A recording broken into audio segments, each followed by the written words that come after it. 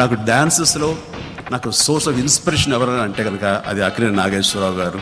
అలాగా ఆయన డ్యాన్సులు చూస్తూ అవన్నీ అనుకరిస్తూ కూడా నేను చాలా ముందుకు వెళ్ళేవాను. అలాంటి నాగేశ్వరరావు గారు ఎవరైతే నాకు అభిమానమైన డ్యాన్సర్గా ఉండేవారు, అభిమాన నటుడుగా ఉండేవారు, అలాంటి నాగేశ్వరరావు గారు నా గురించి ఫిల్మ్ ఇండస్ట్రీకి వచ్చిన తర్వాత సుమా చేసేటువంటి ఇంటర్వ్యూలో మనం చూస్తున్నాం. ఆయన ఏమన్నారు ఇందాక, నాకు ఎముకలు ఉన్నాయమ్మా కానీ చిరంజీవికి ఎముకలు లేవు.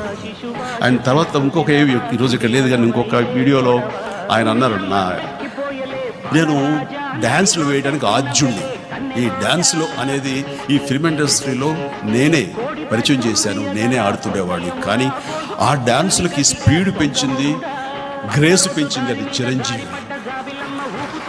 చిరంజీవి ఒక హీరోయిన్తో డ్యాన్స్ వేస్తుంటే నేను చిరంజీవిని చూస్తాను, ఆ హీరోయిన్ చూడను.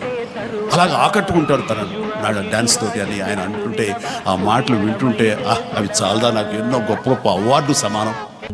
ఆ డాన్స్ చేయడంలో నేనే మొదలుపెట్టిన వాడిని, కొంత అనుభవం ఉన్నవాడిని. ఆ డాన్స్ చూస్తుంటే హీరోయిన్ చూడబుద్ధి కాదు, చిరంజీవి గారినే చూడబుద్ధి. ఆయన పొగటానికి కాదు, ఆయన పొగిడి నాకు ఇచ్చేదేమి కూడా అంటే దీనికి అసలు గోల్స్ ఉన్నాయా లేదా, బాడీలో ఏంటి ఈ వంకలు తిరుగుతాయి, అది వంకలు నాకు అప్పుడు జరగలేదు ఇప్పుడు జరగలేదు. ఇటువంటి క్వశ్చన్ ఆన్సర్ నాలో వస్తాం. ఈ సబ్జెక్ట్ నంబర్ 1 స్టార్గా ఇప్పటి వరకు వెలుగుతుంది.